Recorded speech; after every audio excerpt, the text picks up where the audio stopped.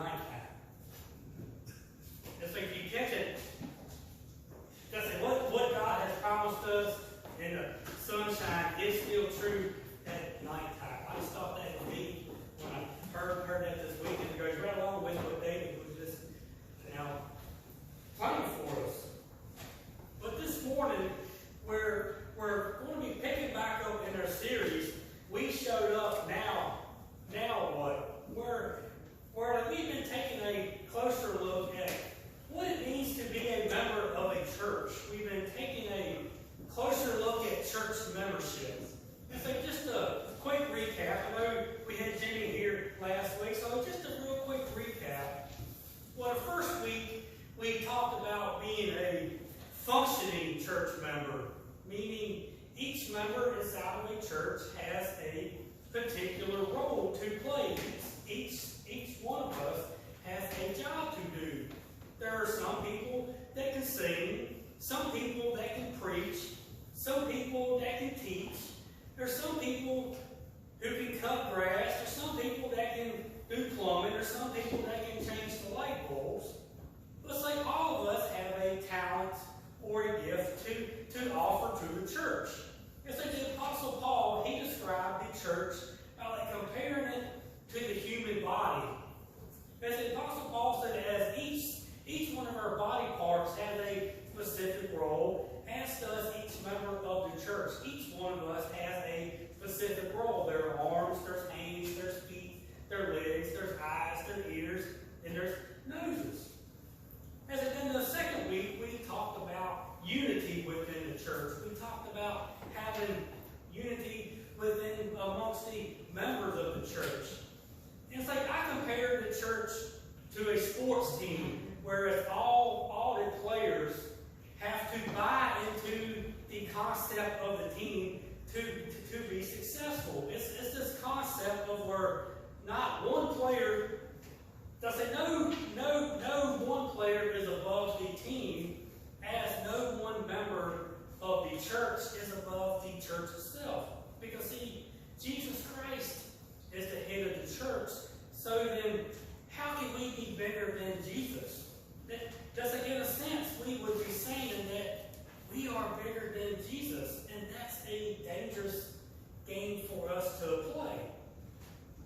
I think this week we'll be talking about the topic, and I gave y'all a sneak peek of this the other week, but we're going to be talking about the topic of personal preferences and desires. And it's like Elizabeth said, this sermon is about servanthood, and it's about serving others.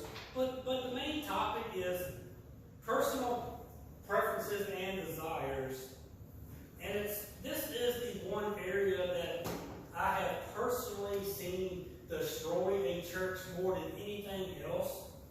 And it's like I was thinking this week, as I was preparing this sermon, I was thinking how lucky and how great we are inside of this church this morning, because I promise you, not every church has the unity that we have here. Not every church has the love that we have here. We truly have something extra special here, and as you have heard me say before, that is coming here each week, and that's getting to preach up here each week is the highlight of my week. And it's like I just wanted y'all to know how lucky we actually have it here, because I sadly promise you, not every church has what we have here.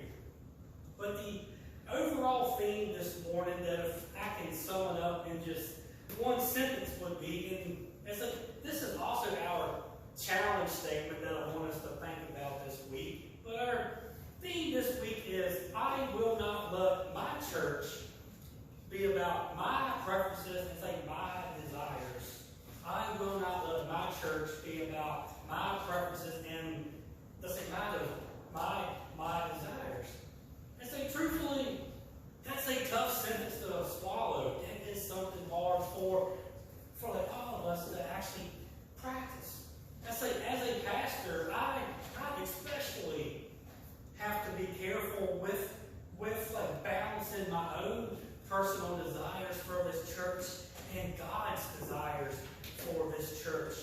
And that's something that I don't take lightly. I don't think there's a day goes by that's like Elizabeth and we don't discuss what God's plan for His church is. And it's like I always have to reel myself back because I have so many of my own wants and desires for this church that I always have to pray. It's like, God, please show me your will for this church, not my will. It's something that I don't take lightly. But it's like I talked about the other week. We are all flawed. We are all sinners. And it's truthfully, we are all selfish, and we are all self-centered in some way or another. Even pastors, even I will make mistakes. Just a quick short story about a mistake that I made one time in a church. I was teaching an adult Sunday school class, and we just had a normal Sunday school class. I didn't think anything went wrong. And somehow word got back to Elizabeth that I greatly offended one of the women in the Sunday school class. And so all that we were talking about was I was trying to make a point that they're about how younger generations, they differ from the older generations in the church. And this woman thought that I was attacking the older generation, and she thought that I said that she was wrong. So like then Elizabeth, she told me this, and it's like I was like, I did not say that. That's not what I said. What do you mean I offended her? But as I had to swallow my pride, and as I went back into that Sunday school class the next week, without this woman knowing that I had offended her, but like I subtly said, just in the middle of the class, I was like, yeah, because I was a correctional officer for 5 years. I was a police officer out on the street for 5 years. And there's times I don't always say things right. Sometimes I'm a little too harsh. Sometimes I'm a little too blunt. And it's something that I've been working on in my life, trying to speak more softly with people. And this woman accepted my apology, and it's to this day, this is one of those people where I can call to this day, and if I ever asked her money for something, her and her husband would cut us a check to this day for like whatever I would want, and that's like in my ministry. She has bought me books, and I know she regularly prays for us in this church, but I made a mistake, and I greatly offended this woman. And it's like I had to swallow my selfish pride because I didn't see where anything I said was wrong.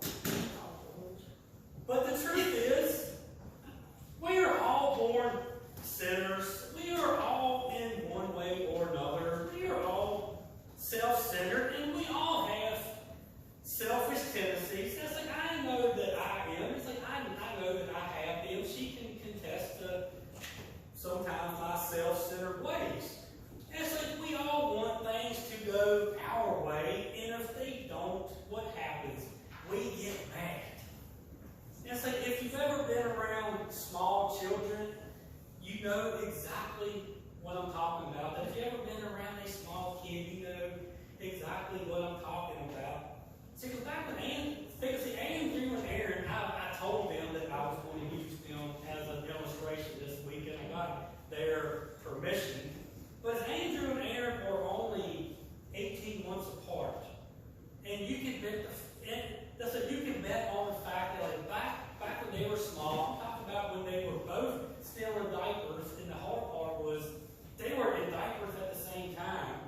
But it's back when they were little. I mean, I'm talking about 2 and 3 years old. You can bet on the fact that they fought. They would fight over toys. They only wanted to play with the toy that the other one had.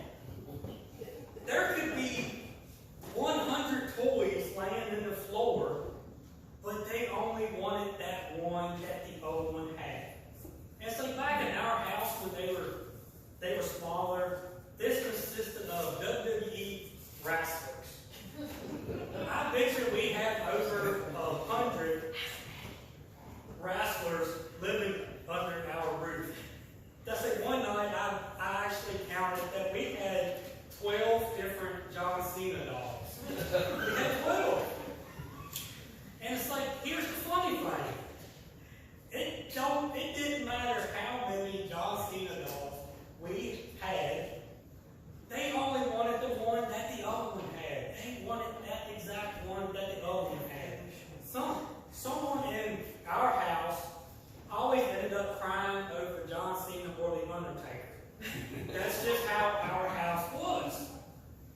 thankfully, they have grown out of that stage. They don't fight and cry over toys now, and I proudly say that now they get along great.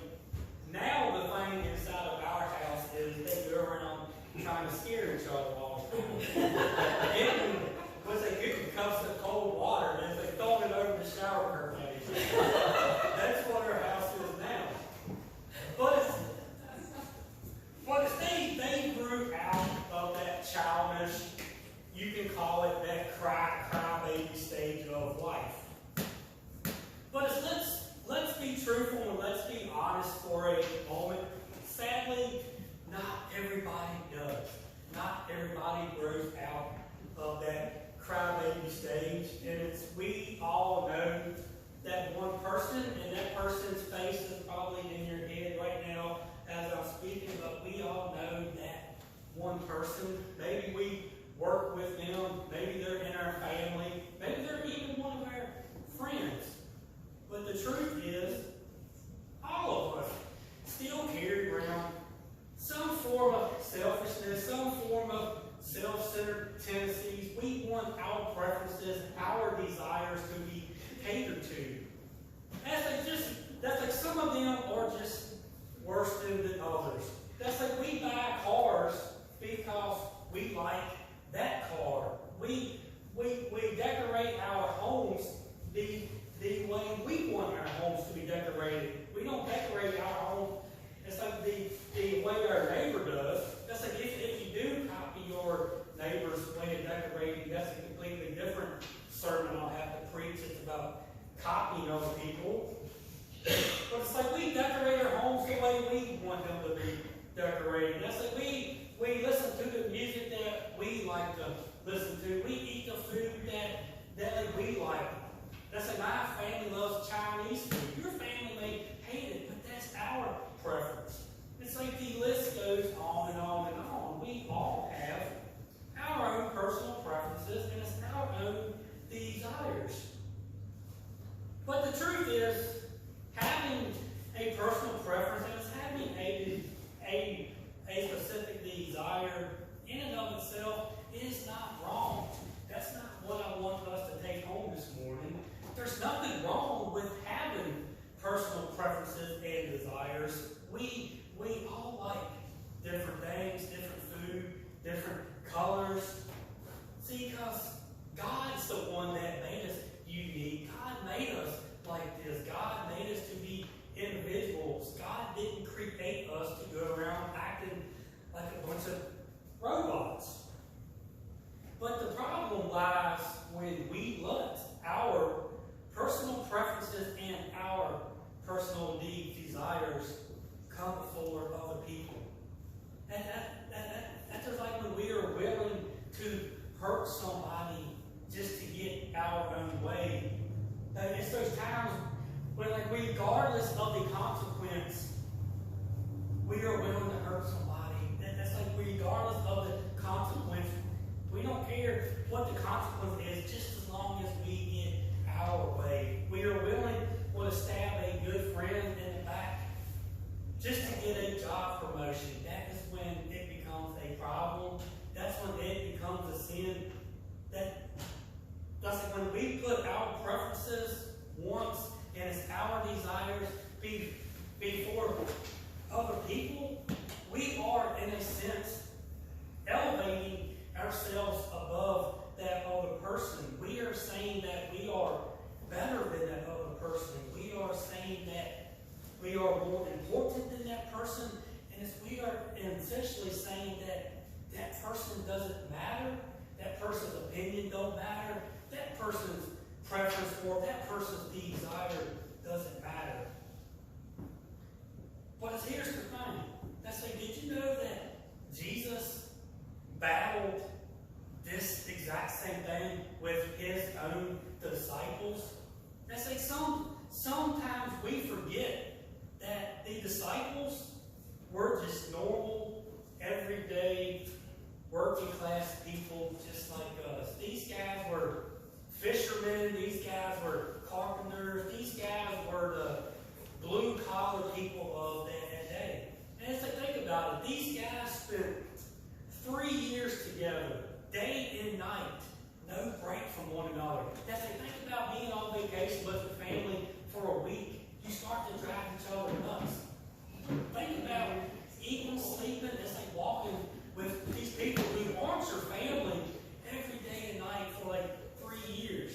So you can just imagine that these 12 men did not always get along. These men would argue with one another over the most pettiest things. These men would argue with different things. These men actually tried to create a pecking order amongst themselves. Well, say that there's what happens in the verses that we're getting ready to read. Jesus actually catches his chosen disciples arguing with one another over which one of them was the greatest, which one of them was the best, which one of them was the most important, which one of them was the coolest of the group. Jesus catches them in this argument. So turn in your Bibles to Mark chapter 9. It's on page 740 if you're using the Pew Bible. But it's Mark chapter 9. And we're going to be looking at verses 33 through verses 37, page 740. Mark chapter 9, verses 33 through 37.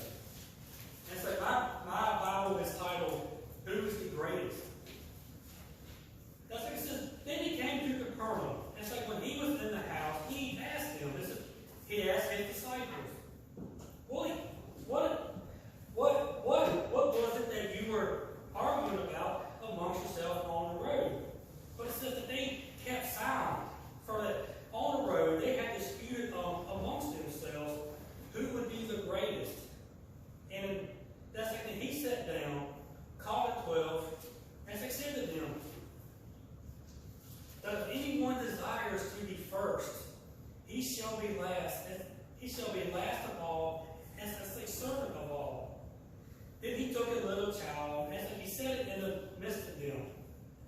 And when he had taken him in his arms, he said to him, whoever receives one of these little children in my name receives me, and as whoever receives me receives not me, but receives him who has sent me. It's like our culture today says and it teaches us that it's all about us, that it's all about our wants, all about our needs, all about our desires. There are companies that use slogans like, have it your way. That is Burger King's slogan. And then there's slogans like, just do it. That's the Nike's slogan. And I think then there's one I found this week that I did not know until this week, but I found one company slogan this week that says, because you're worth it. Because you're worth it. That is the slogan for the makeup company L'Oreal. But it's our company, our culture feeds off of this mindset that it is all about us, and they are making a lot of money off of this. And sadly, we are all suckers for it. And it's like I read an article a while back. I follow a lot of different pastors on Facebook. And one pastor had a blog that I think I had a blog that I read. That's like he said that this guy said that one of the reasons why so many people these days and are dealing with depression, one of the reasons why there are so many depressed people these days is because we are always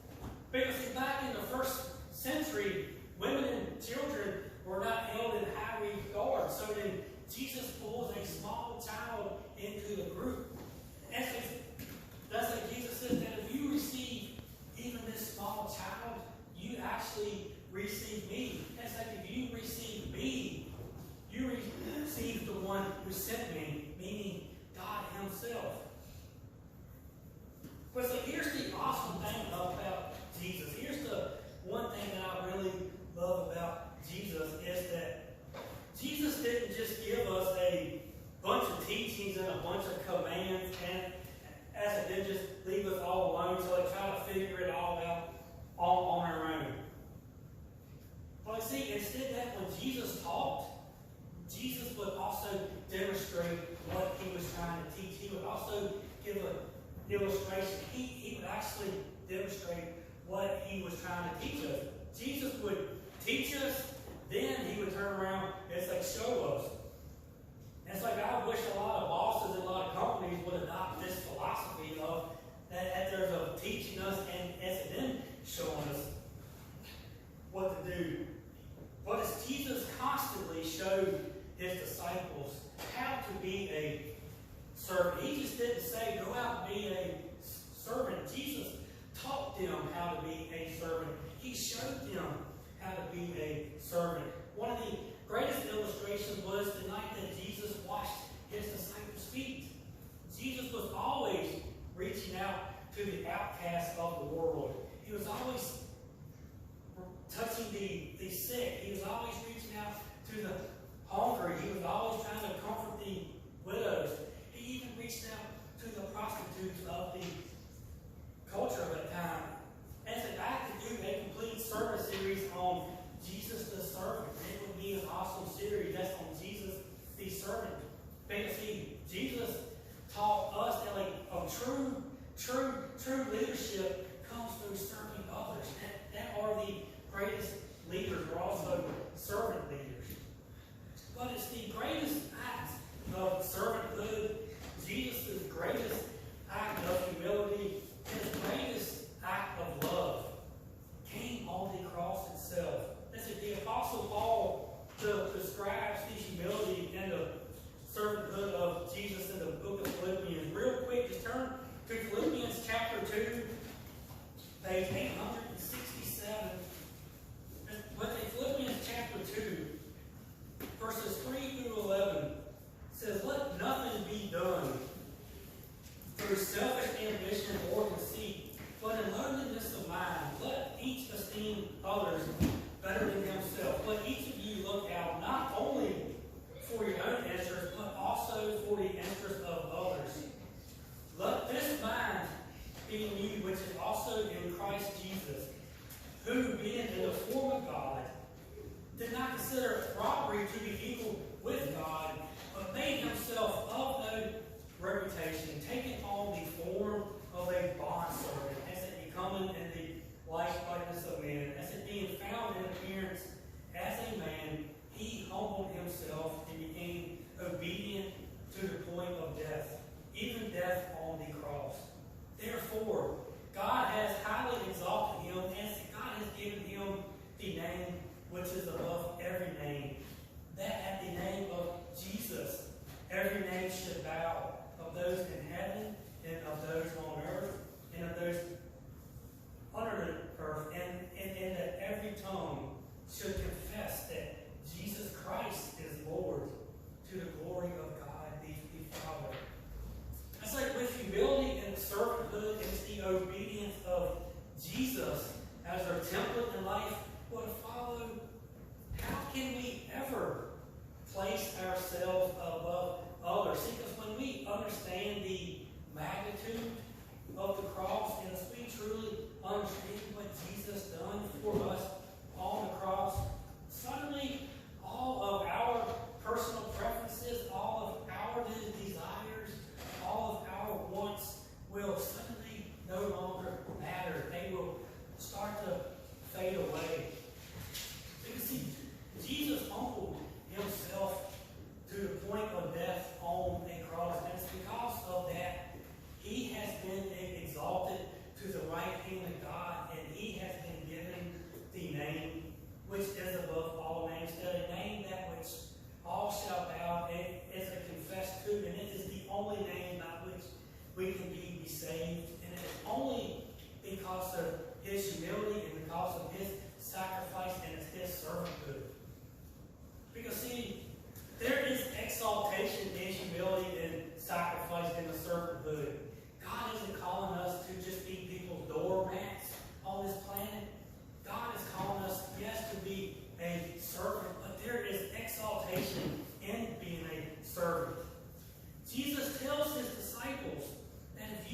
be first in God's kingdom, you have to be willing to be last here on this earth. And that is the exact opposite of what our culture, what our world actually teaches us today. Jesus says that if you want to be great, you need to serve others. Jesus says if you want to be happy, you need to serve others. If you want to be exalted in the presence of God, you need to serve others. It's like in closing this morning, that I just want us to remember our theme this morning, that I want us to remember our challenge statement that I mentioned earlier, which is, I will not let my church be about my preferences and desires. Because see, at the end of the day, the church, this church, is not about what we want. This church is not about what I want. This church was established by God